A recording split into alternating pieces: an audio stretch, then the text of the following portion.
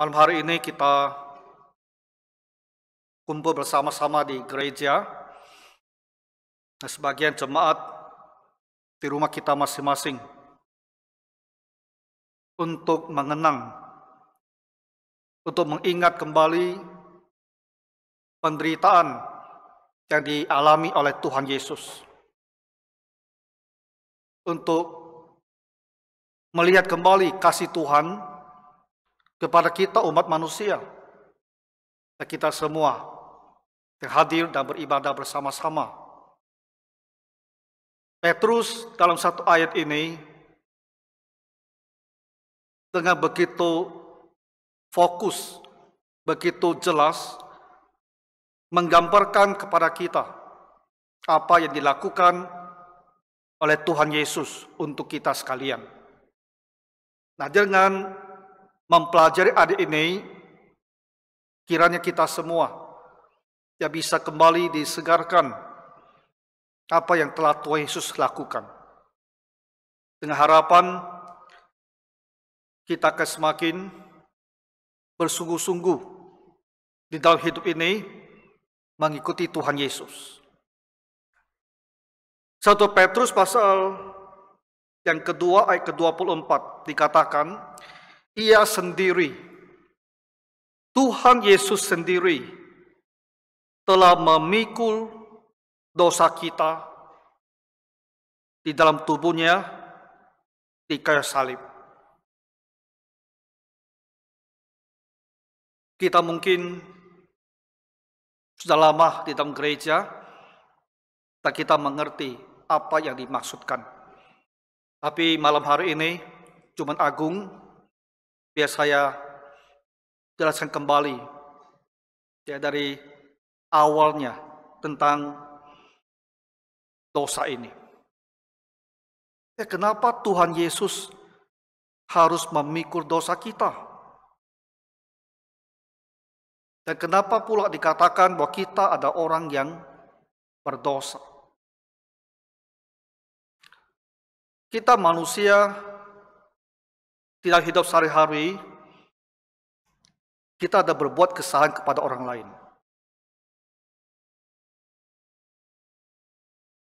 Dan kadang-kadang kita berpikir itu hanya sebuah kesalahan biasa dan semua orang melakukannya. Barangkali bukan isu yang besar kesalahan itu.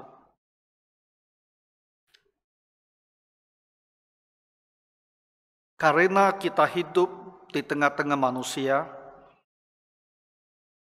yang sama cara berpikirnya dan memandang bahwa dosa atau kesalahan itu adalah hal yang sepele. Sehingga kebanyakan orang tidak terganggu dan kesalahan yang dia perbuat. Tetapi kesalahan yang dilakukan terhadap manusia itu sebetulnya tak ada apa-apanya apabila kita bandingkan dengan kesalahan kita terhadap Tuhan. Mari saya jelaskan apa dimaksudkan ini. Kita diciptakan oleh Tuhan Allah. Manusia yang pertama diciptakan oleh Tuhan Allah. Dan melalui manusia pertama ini Adam dan Hawa, kita dilahirkan. Dari orang tua kita mendapatkan tubuh kita. Dan dari roh yang ada pada mereka ditularkan kepada kita. Nah, kita adalah seorang manusia dengan tubuh dan roh. Setiap manusia dilahirkan seperti ini. Ada Tuhan yang menciptakan kita manusia. Tetapi seperti manusia yang pertama-tama, di dalam hidup kita tidak mengasihi Tuhan. Itu adalah faktanya. Di dalam hati kita tidak ada keinginan saya harus menyembah Tuhan yang menciptakan saya. Itu tidak ada. Dikala kita menghadapi kesulitan, mungkin kita terpikir, apakah ini Tuhan lagi menghukum saya? Tapi Tuhan bagi kita itu hanyalah sebuah ide yang samar-samar. Kita tidak tahu siapa Dia. Kita tidak terpikir bahwa kita harus menyembah Dia. Walaupun kita menyadari kita harus berbuat bakti kepada orang tua kita. Tapi kepada Tuhan, di hati kita tidak punya perasaan seperti ini. Makanya firman Tuhan mengatakan, kita itu semua berdosa. Seperti domba yang sesat, yang telah salah jalan, yang telah hilang. Kita dan Tuhan itu terputus. Ada orang menjalani hidup ini sepanjang hidup tanpa beribadah kepada Tuhan. Saudara-saudara sekalian, dosa manusia yang terbesar bukan ketika kita berbuat salah terhadap orang lain. Dosa kita yang terbesar itu adalah tidak beribadah kepada Tuhan. Tidak kembali beribadah kepada Tuhan yang menciptakan kita. Itu dosa kita yang terbesar. Jadi kita bisa menilai diri sendiri. Kalau dari kecil, kita mungkin ada yang bukan dari keluarga Kristen. Mungkin kita tidak mempunyai pemikiran tentang Tuhan. Tak ada ide untuk beribadah kepada Tuhan. Kita yang datang dilahirkan dan keluarga Kristen pun, sekalipun kita dibawa terus ke sekolah minggu dan ke gereja, apakah di dalam hati kita itu benar-benar yang ingin menyembah kepada Tuhan? Di dosa manusia pertama-tama, tak beribadah kepada Tuhan, tak ada kasih sayang kepada Tuhan yang menciptakan kita. Dan dosa kita yang berikutnya itu adalah apa? Melanggar perintah-perintah Tuhan. Tuhan itu maha suci.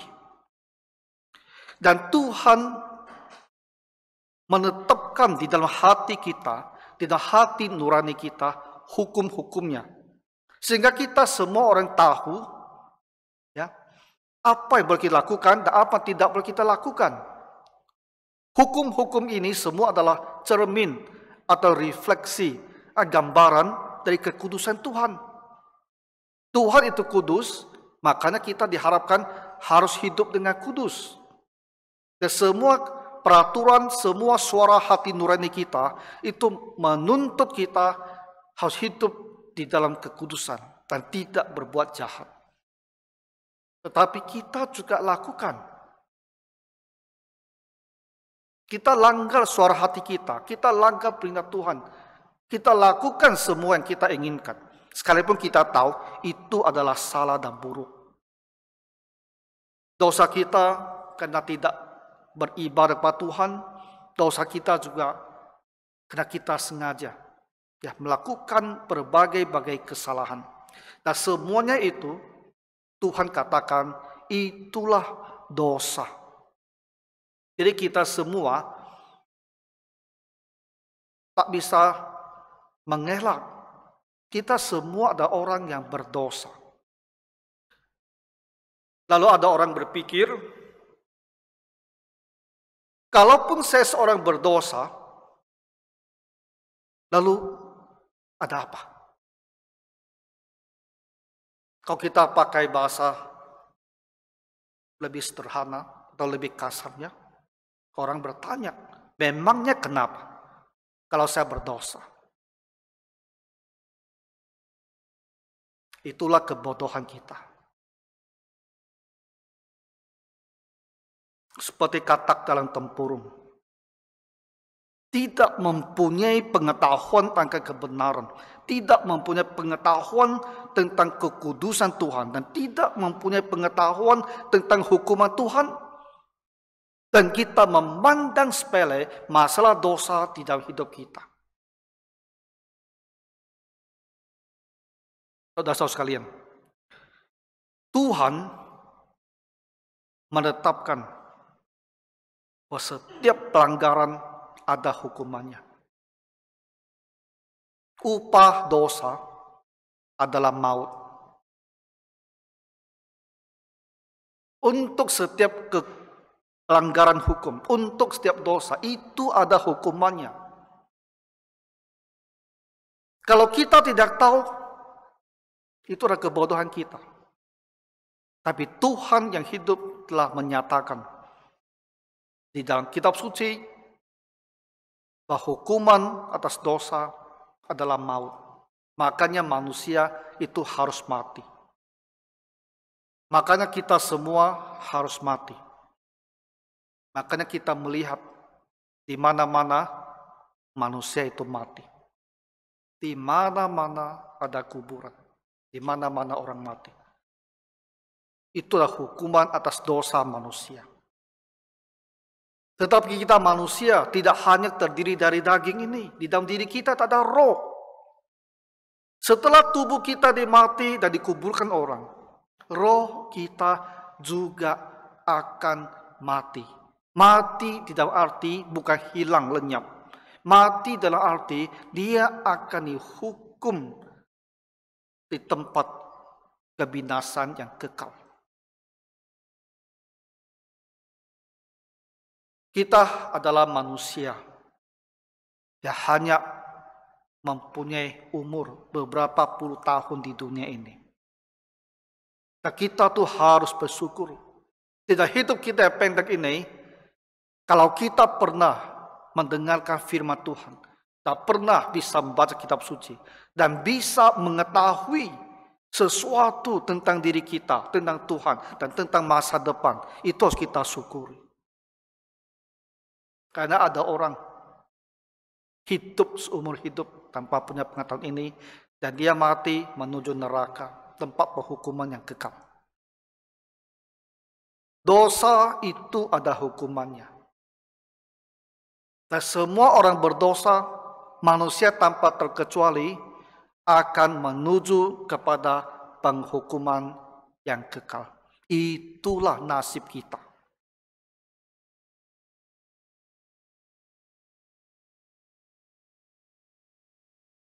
Bisa tak Bapak Ibu bayangkan? 60, 70, 80 tahun, atau bahkan 90 tahun. Dan sedikit lagi lah, ada orang mungkin sampai 100 tahun lebih. Setelah hidup ini yang pendek di dunia, kita menuju ke tempat hukuman yang kekal.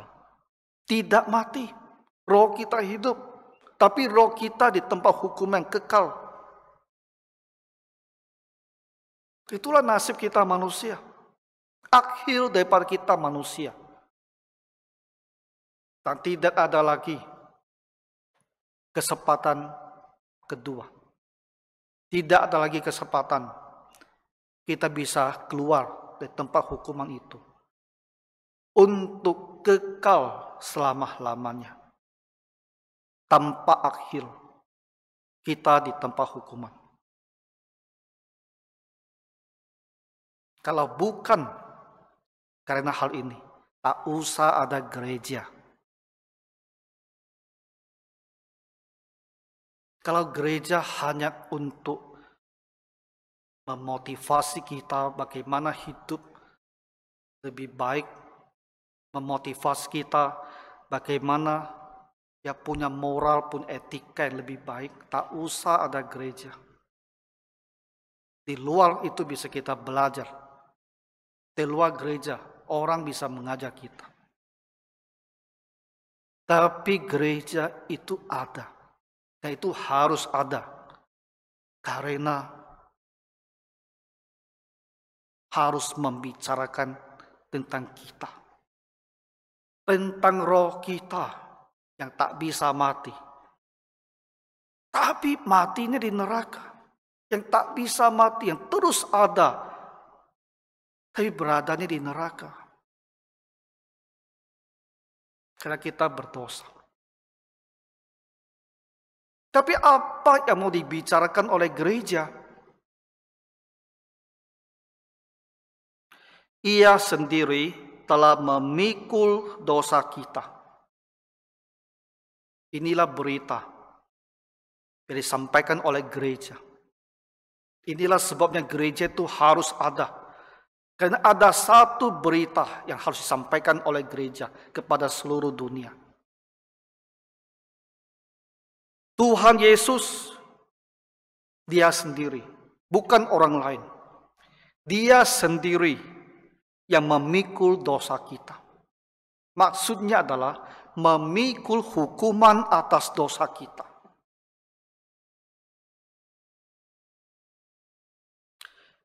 Kita ada orang berdosa itu tak bisa dipungkiri.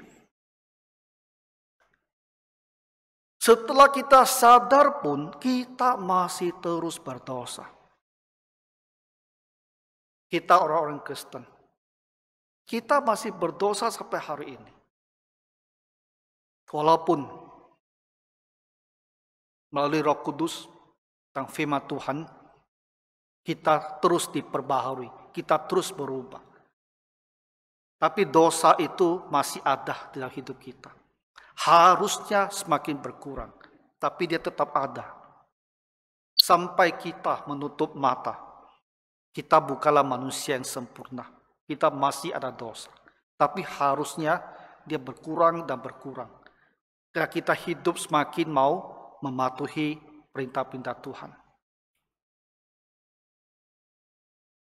Untuk semua hukuman atas dosa kita, untuk hukuman kita yang kekal di neraka itu, Tuhan Yesus memikul hukuman untuk semua dosa ini. Itulah arti penting kematian Tuhan Yesus di atas kayu salib.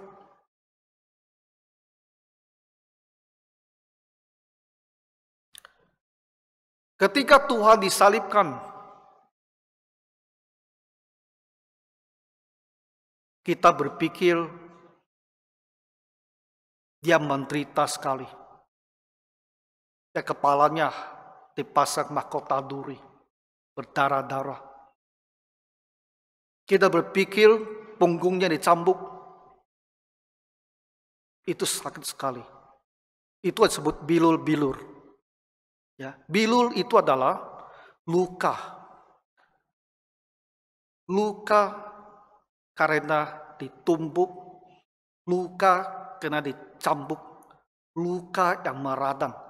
Itulah namanya bilur. Kita berpikir bilur-bilurnya itu membuat dia begitu kesakitan. Tetapi sesungguhnya penderitaan Tuhan Yesus di atas kayu salib yang terutamanya itu bukan di penderitaan badania ini. We miss the point.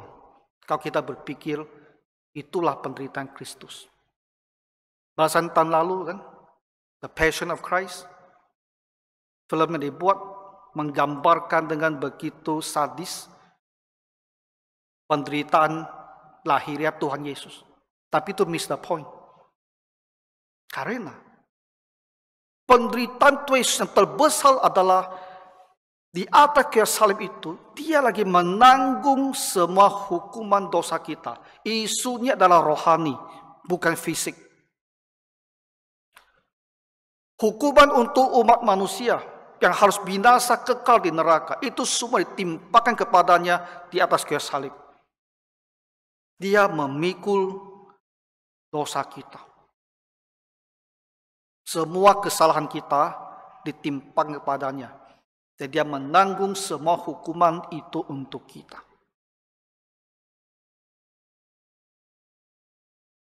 Di dalam tubuhnya yang di kayu salib, supaya kita yang telah mati terhadap dosa, hidup untuk kebenaran. Ketika Tuhan Yesus menanggung semua hukuman kita, maka kita itu di hadapan Tuhan sudah dihapuskan semua dosa-dosa kita. Sudah dilepaskan daripada penghukuman yang akan datang. Sudah dilepaskan daripada penghukuman kekal di neraka yang akan datang itu. di neraka yang kekal itu. Kita sudah dilepaskan dari semua hukuman itu. Dia telah menanggung hukuman itu dan kita tidak perlu lagi dihukum. Tak ada lagi hukuman untuk kita yang percaya kepada Tuhan Yesus. Dalam arti ini dikatakan bahwa kita ini telah mati terhadap dosa. Hukuman untuk dosa itu sudah tidak berlaku lagi untuk kita. Tak ada hukuman lagi untuk semua orang yang percaya. Dan kita sekarang akan hidup untuk kebenaran. Artinya apa? Kita sekarang akan hidup sebagai seorang yang dikatakan tidak ada lagi dosanya, tidak lagi hukuman dosanya. Kita hidup sebagai seorang yang bebas dari segala hukuman. Kita yang mempunyai roh yang kekal tidak akan lagi pergi ke neraka untuk hukuman, tapi kita akan pergi ke surga untuk hidup yang mulia bersama dengan Tuhan Allah selama-lamanya. Nah, itu yang dilakukan oleh Tuhan Yesus untuk kita sekalian. Jadi kita lihat begini, kita lihat saya sendiri, kita lihat masing-masing sendiri. Kita tahu saya ini orang berdosa. Tapi sekarang Tuhan Yesus telah menggantikan saya untuk dihukum. Sehingga Tuhan Allah tidak lagi menghukum semua dosa saya. Saya adalah seorang yang telah bebas dari hukuman kekal itu. Karena Yesus telah menanggung hukuman itu untuk saya. Jadi saya sekarang hidup sebagai seorang yang benar. Sebagai seorang ini dipandang oleh Tuhan, tidak lagi orang berdosa, bukan lagi seorang yang terhukum, tapi seorang yang telah bebas, yang akan mempunyai hidup yang kekal. Itulah kita di dalam Tuhan Yesus. Jadi saudara-saudara sekalian, kita harus datang dengan segera kepada Tuhan Yesus. Kadang-kadang saya berpikir, kita bertanya kepada orang, mau tidak kamu datang percaya pada Tuhan Yesus? Saya rasa ini adalah cara yang keliru.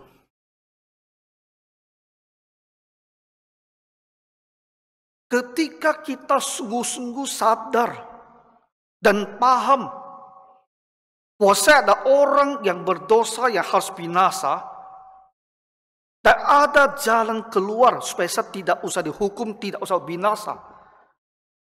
Kita tidak perlu berbicara mau atau tidak mau. Kita berbicara bagaimana saya bisa segera mungkin, secepat mungkin mendapatkan pengampunan ini. Kalau orang masih berbicara, masih berpikir mau tidak saya jadi murid Tuhan Yesus, mau tidak saya jadi orang Kristen, mau tidak saya percaya, masih berpikir seperti itu, berarti dia tidak paham, dia tidak mengerti betapa beratnya beban dosa itu. Dia tidak mengerti betapa mengerikannya hukuman kekal di neraka itu. Dia tidak mengerti, makanya masih berpikir-pikir mau tidak mau. Saya berdoa, Roh Kuduslah. Roh Kudus Tuhanlah yang menyinari hati kita, yang menerangi mata rohani kita, yang membuat kita dalam hati itu ada ketakutan, ada kesadaran.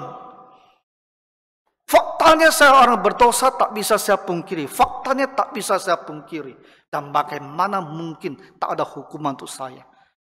Kalau ada kitab suci yang berkata tentang penghukuman itu, dan kitab suci juga berbicara pada saya tentang pengampunan itu, maka saya segera datang dan percaya. Dan saya mau pastikan, saya mau berdoa kepada Tuhan Yesus dan pastikan, saya benar-benar ikut Tuhan Yesus.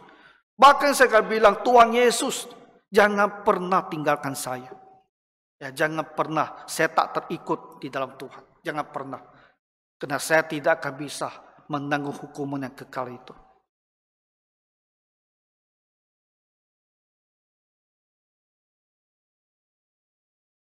Ini adalah isu yang saya pikirkan waktu saya masih di SMA. Tak lama. 35 tahun, 7 tahun yang lalu. Itu yang saya pikirkan. Saya pikir benar-benar saya ini mau ikut Tuhan Yesus atau bagaimana.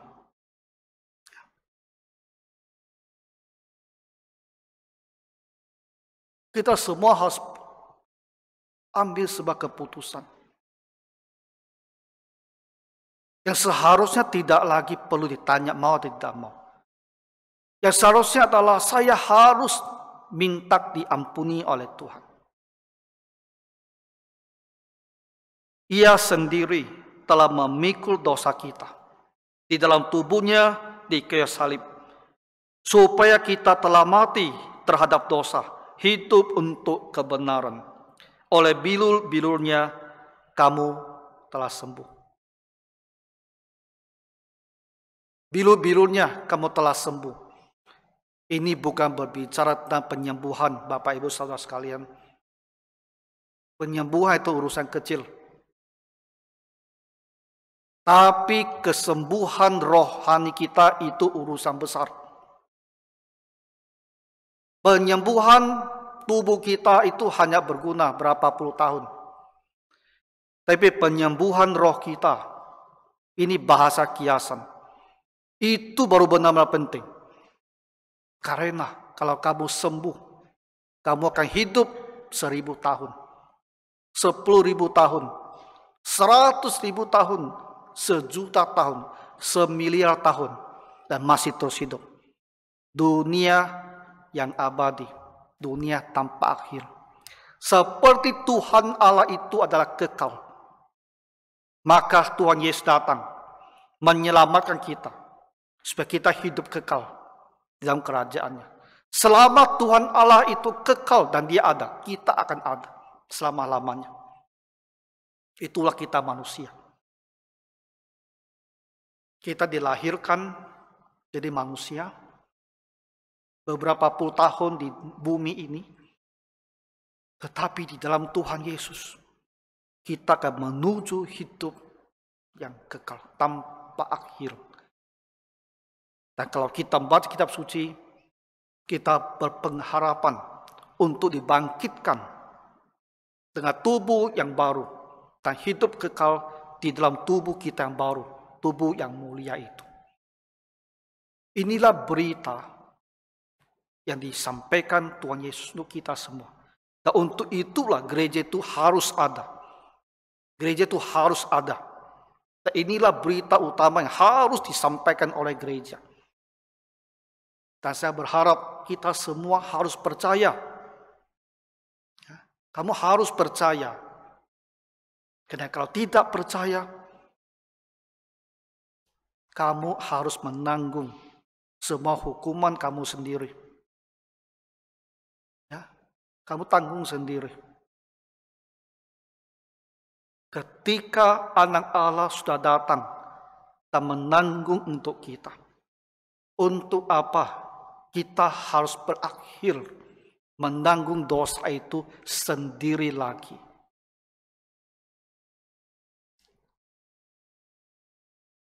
Kiranya Tuhan Yesus menolong kita semua. Mari kita berdoa. Bapa Surgawi, kami bersyukur untuk Tuhan Yesus yang menanggung semua hukuman untuk kami. Kami percaya, kami datang kepadamu. Tuhan Yesus, ampunilah kami semua, dan selamatkan kami. Perbaharuilah kami di dalam Tuhan, supaya kami hidup di dalam kebenaran, kami juga hidup di dalam kekudusan. Bawalah kami sekarang Tuhan, ke meja perjamuan ini, supaya kami mengenang penderitaan dan kesengsaraan Tuhan Yesus di atas kayu salib untuk menyelamatkan kami semua dan dunia ini. Dalam nama Tuhan Yesus Kristus kami berdoa. Amin.